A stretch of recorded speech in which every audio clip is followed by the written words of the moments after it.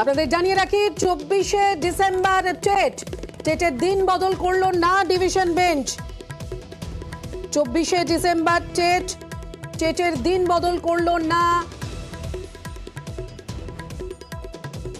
24শে ডিসেম্বরে টেটের নির্দেশ ডিভিশন বেঞ্চের। অর্ণব রয়েছে, অর্ণবের থেকে আরো একটু বিস্তারিত তথ্য নেব। অর্ণব, 24শে ডিসেম্বর যেদিন ব্রিগেডে লক্ষ্য কণ্ঠে গীতা পাঠ, যেখানে মোদি উপস্থিত থাকছেন, সেই দিনই টেটের দিন বদল নিয়ে আবেদন করা হয়েছিল, কিন্তু শেষ পর্যন্ত দিন বদল হলো না।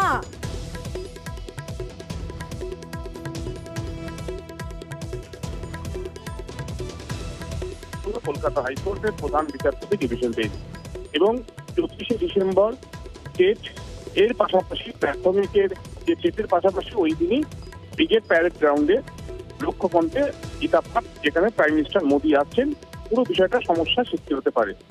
একটি তথ্য এই মামলার মোড় ঘুরিয়ে দিল। যেখানে রাজ্য জুড়ে 773 সেন্টার এই টেট হবে, অর্থাৎ এই পরীক্ষাটি নেওয়া হবে, সেখানে মাত্র 5টি সেন্টার রয়েছে কলকাতার মধ্যে। কাজে কলকাতার মধ্যে 5টা সেন্টারে যদি ওই দিন বিপুল জমায়েত হয় তার একটা এফেক্ট থাকে, কিন্তু তার বাদ দিয়ে বাকি যে জায়গাগুলি রয়েছে, অর্থাৎ প্রায় 700 কাছাকাছি রাজ্য জুড়ে যে সেন্টার রয়েছে, সেখানে তার কোনো প্রভাব থাকছে না। সেক্ষেত্রে কলকাতা পুলিশকে কলকাতার যাতে পরীক্ষার্থী তাদের যাতে কোনো সমস্যা না হয়, যানজট যাতে সেভাবে না হয়, সেটা খতিয়ে দেখার নির্দেশ দেওয়া হয়েছে।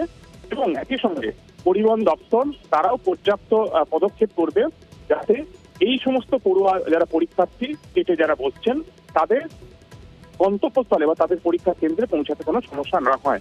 সব মিলিয়ে এই টেট 24শে ডিসেম্বর হওয়ার কথা ছিল। প্রাথমিক শিক্ষা পর্ষদ যেটা কন্ডাক্ট করছে 2023 সালের টেট, সেই টেট নির্ধারিত সূচি মেনে 24শে ডিসেম্বরই হবে। প্রধান বিচারপতি ডিভিশন বেঞ্চের আজকে মামলা খারিজের পর আর কোনো আইনি বাধা রইল না। অর্ণব, সেক্ষেত্রে এই প্রশ্ন তো থেকেই যাচ্ছে যে এই যে কর্মসূচির প্রভাব, এই কর্মসূচির প্রভাব কি পড়বে না, এমনটাই মনে করছে আদালত? দেখো, যে কর্মসূচি রয়েছে লক্ষ্যখণ্ডে গীতা পাঠ, সেক্ষেত্রে ব্রিগেড প্যারেড গ্রাউন্ডমুখী হবে, হয়তো অনেক মানুষ আসবে।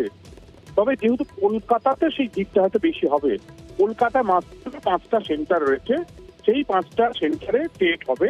এই 5টা সেন্টারেই পর্যাপ্ত পরিবহন ব্যবস্থা সচল রাখা, যাতে পড়ুয়ারা সেখানে পৌঁছাতে পারে, পরীক্ষার্থীরা পৌঁছাতে পারে, এবং সেই পরীক্ষা কেন্দ্রগুলিকে ঘিরে যাতে কলকাতা পুলিশ যথাযথ ট্রাফিক ব্যবস্থা নিয়ন্ত্রণ করে, সেই পর্যবেক্ষণ রাখা হয়েছে প্রধান বিচারপতি ডিভিশন বেঞ্চের তরফে।